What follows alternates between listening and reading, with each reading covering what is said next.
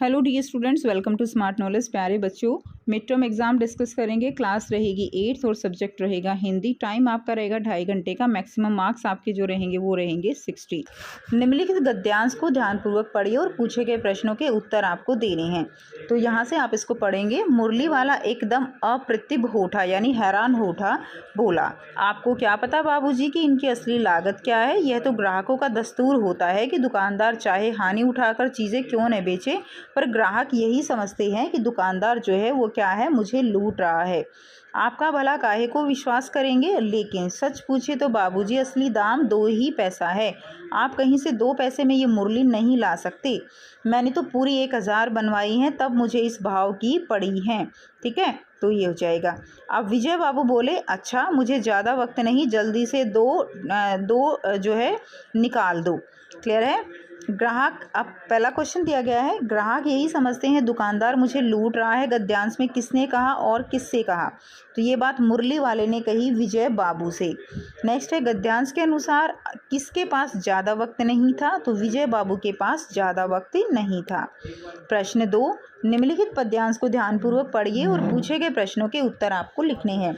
स्वर्ण श्रृंखला के बंधन में अपनी गति उड़ान सब भूले, बस सपनों में देख रहे हैं तरु की फुनगी पर के झूले।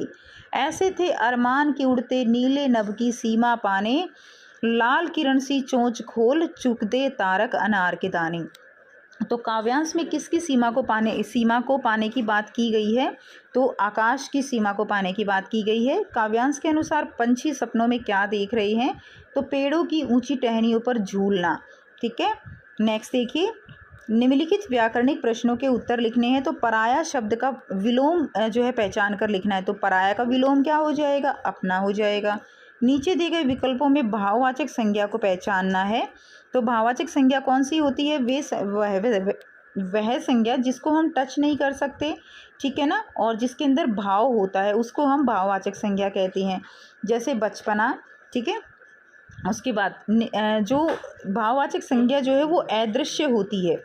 नीचे दिए गए शब्दों में द्वंद्व समास का उदाहरण देना है। तो इसमें आ जाएगा आपका ख दिन रात। नेक्स्ट देखिए, जगदीश शब्द का संधि विच्छेद है। तो जगदीश का संधि विच्छेद क्या हो जाएगा? जगत जमा ईस। प्रश्न 4 है, निम्नलिखित गद्यांश को ध्यानपूर्वक पढ़ना है और पूछे गए प्रश्नों के उत्तर लिखने हैं। सारे गांव में बदलू मुझे सबसे अच्छा आदमी लगता था, क्योंकि वह मुझे सुंदर सुंदर लाख की गोलियां बनाकर देता था।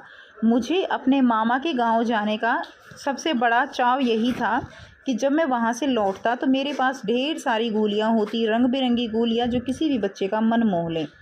वैसे तो मेरे मामा के गांव का होने के कारण मुझे बदलू को बदलू मामा कहना चाहिए था, परंतु मैं उसे बदलू मामा न कहकर बदलू काका कहा करता था, जैसा कि गांव के सब बच्चे उसे कहा करते थे। ठीक है, तो ये आपको गद्यांश दिया गया है। अब लेखक को बदलू सबसे अच्छा आदमी क्यों लगता था?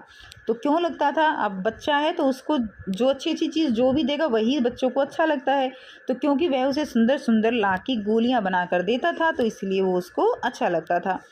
गद्यांश में लेखक को अपने मामा के गांव जाने का चाव जो है वो क्यों था?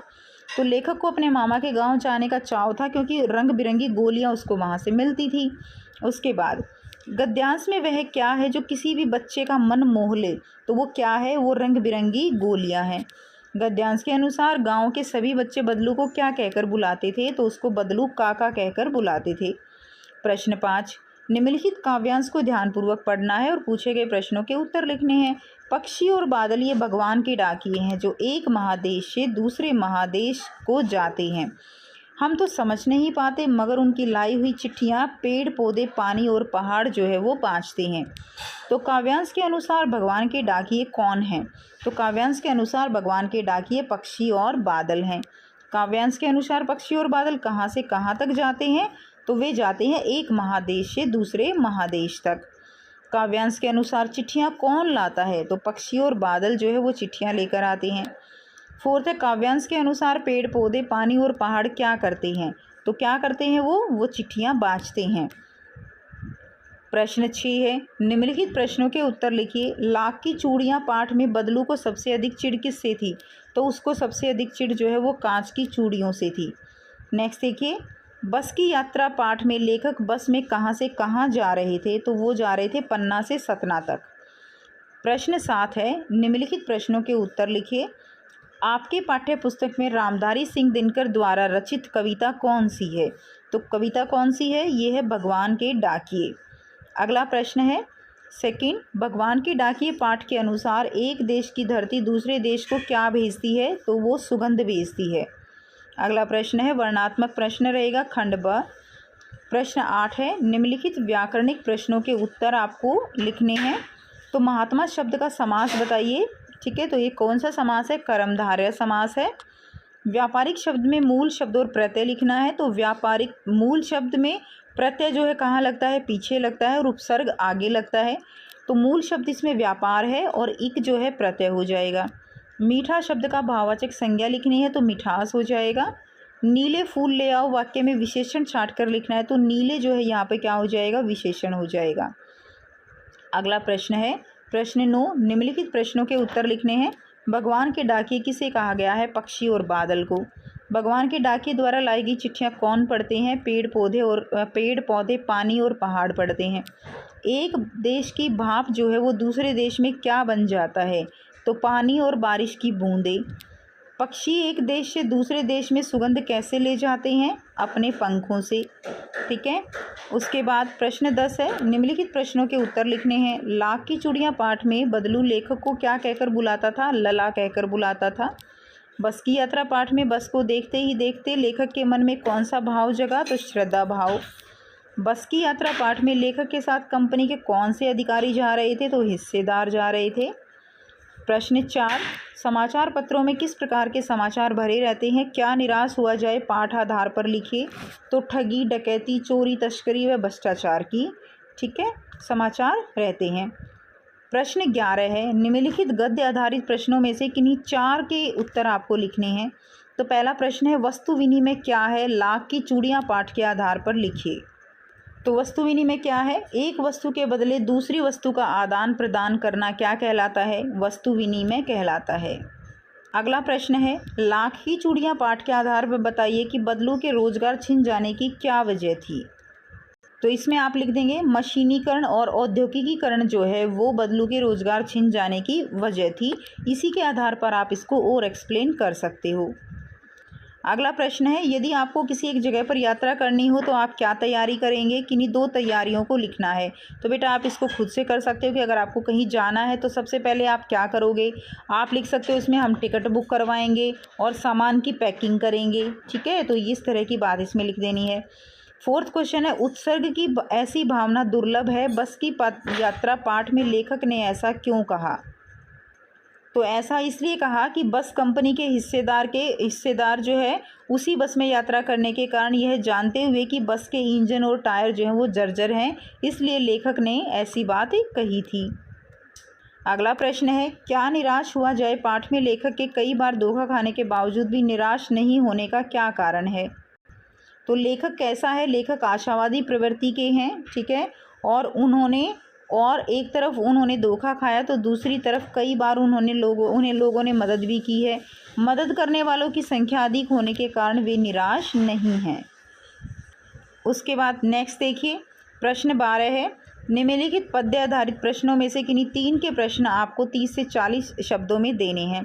तो भगवान के डाकिए कविता के आधार पर लिखिए कि पेड़ पौधे, पानी और पहाड़ क्या करते हैं? तो आंसर रहेगा पक्षी और बादल के द्वारा लाई गई चिट्ठियों को क्या करते हैं? पढ़ते हैं। अगला प्रश्न है, भगवान के डाकिए कविता के आधार पर लिखिए कि बारिश के पानी का पूर्व रूप क्या है? यह कैसे बदल कर हमें मिलता है? तो आप इसमें लिख देंगे कि बारिश के पानी का पूर्व रूप क्या है? भाप है। ठीक है, और फिर ये हमें बारिश से भाप जो बारिश बन जाती है, बादल बन जाते हैं। भाप से क्या बन जाते हैं? बादल, और बादल जो है वो बारिश के रूप में हमें फिर पानी देते हैं। तो इसको आप इस तरह से लिख देंगे। नेक्स्ट क्वेश्चन, अगला प्रश्न है, भगवान के डाकिए कविता, ये हो गया है। 3rd है, पक्षी और बादल एकता और सद्भाव का संदेश देते हैं। भगवान के डाकिए कविता के किन पंक्तियों से ऐसा आशय निकलता है? आंसर रहेगा पक्षी और बादल देश महादेश की सीमा से परे हैं, उनके लिए सीमाएं बंधन नहीं है, वे सभी के लिए समान व्यवहार रखते हैं। अगला प्रश्न है, भगवान के डाकिए कविता के आधार पर लिखिए कि डाकिए की क्या चुनौतियां हैं? तो डाकिया जो है किसी भी मौसम में हर प्रकार की चिट्ठियाँ, महत्वपूर्ण दस्तावेज, वस्तुओं, मनी ऑर्डर आदि को सही पते पर सही व्यक्ति तक पहुंचाना, ये उसके लिए एक चुनौतीपूर्ण काम रहता है। उसके बाद देखिए, किसी एक विषय पर लगभग आपको 80 से 100 शब्दों में अनुच्छेद लिखना है। जैसे मित्रता, विद्यालय का खेल दिवस, वृक्षारोपण के लाभ, तो इसको आप आसानी से कर सकते हो। निम्नलिखित में से किसी एक विषय पर लगभग 80 से 100 शब्दों में इसमें से पत्र लिखना है। ठीक है। अपने क्षेत्र में जल जमाव की समस्या की शिकायत करते हुए स्थानीय नगर निगम अधिकारी को पत्र लिखना है, या आगामी परीक्षा की तैयारी के बारे में बताते हुए पिताजी को पत्र लिखना है। ठीक है। तो ये था कंप्लीट पेपर कंप्लीट सॉल्यूशन के साथ। आई होप सारे क्वेश्चंस आपको क्लियर हैं। फिर भी कोई डाउट है तो आप कमेंट सेक्शन में कमेंट करके पूछ सकते हो। वीडियो अच्छी लगी तो लाइक कीजिए, शेयर कीजिए, चैनल को कीजिए इसी तरह की और वीडियोज़, इंपॉर्टेंट क्वेश्चंस और सभी के लिए सब्सक्राइब। मिलते हैं आपसे नेक्स्ट वीडियो में। Till then take care, bye bye.